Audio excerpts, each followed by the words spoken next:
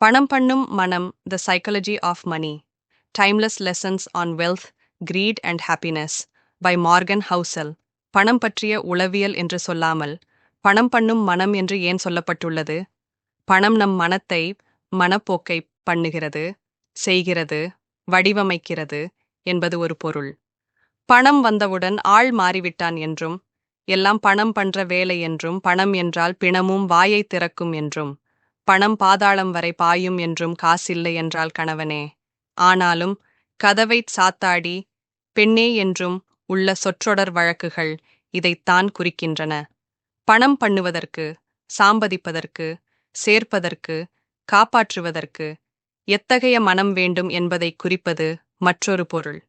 அதாவது இந்நூலில் சான்றுகளுடன் விவரித்துள்ள மனப்போக்கு பணத்தைப் பெருக்கப் பயன்படும். சரி, தமிழ்த் தலைப்பை பற்றிய தம்பட்டம் போதும். நூலைப் பற்றிய நம் கருத்துக்களை நூற்போம்.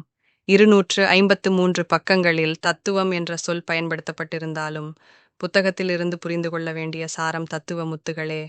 தத்துவம் என்று சொன்னால் வரட்டுத்தனமாக ஒலிக்கலாம். அதற்கு பதிலாக உளவியல் உத்திகள், பசிக்கல் டிப்ஸ் என்று சொல்லலாம். கருத்துக் கண்ணாடிகள், கன்செப்ட் லேன்ஸ் என்றும் சொல்லலாம். நூலில் சொல்லப்பட்டுள்ள உத்திகள் எவையும் புதியவை அல்ல.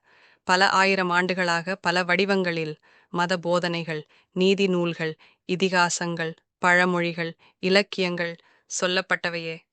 என்றாலும் அவற்றை இத்தலைமுறையினருக்குச் சுவைக்கும்படியாக Bill Gates, Warren Buffett, Rockefeller போன்ற பலரின் வாழ்க்கை எடுத்துக்காட்டுகளோடு நூலாசிரியர் சொல்லியுள்ளார்.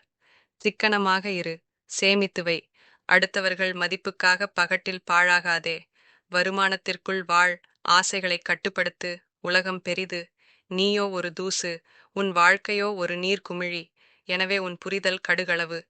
இன்பம் துன்பம் ஏற்றம் இரக்கம் எதுவும் நிலைக்காது, பணத்தை விட உறவு நட்பு அவர்களிடம் உள்ள ஒத்திசைவு முக்கியம். அதுவே நீடித்த மகிழ்ச்சிக்கு அடிப்படை. வாழ்க்கையில் எதிர்காலத்தில் எதுவும் ஆக்கம் அழிவு நடக்கலாம். எனவே அதை அவ்வப்போது நினைவுபடுத்திக்கொள். உன்னுடைய முயற்சிக்கு ஒரு பங்கு உள்ளது. அதைத் தவிர பிற எதுவும் உன் கட்டுப்பாட்டில் இல்லை. வெற்றி நல்லது, இன்பம் நேரும்போது எல்லாம் முன்னால் என்று மயங்காதே. அதேபோல் தோல்வி தீயது, துன்பம் நேரும்போது எல்லாம் உன் தவறு என்று துவளாதே.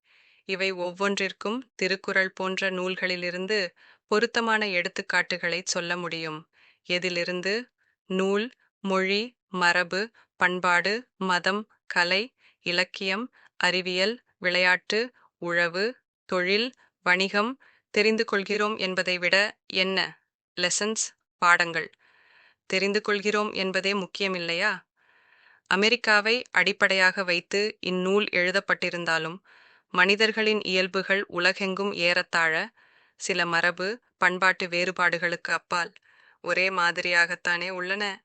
மேலும் பொருளாதார உலகமயமாக்கல் என்பது அது பரவிய எல்லா நாடுகளிலும் மனிதர்களின் ஆங்காங்கு நிலவி வந்த மரபு வாழ்க்கை முறைகளை மாற்றி ஒரே நீரோட்டத்தில் இழுத்து வருகின்றதே.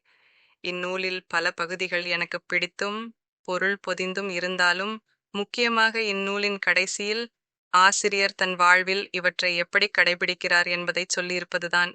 சொல்லும் செயலும் பொருந்தாவிடில் என்ன பயன்?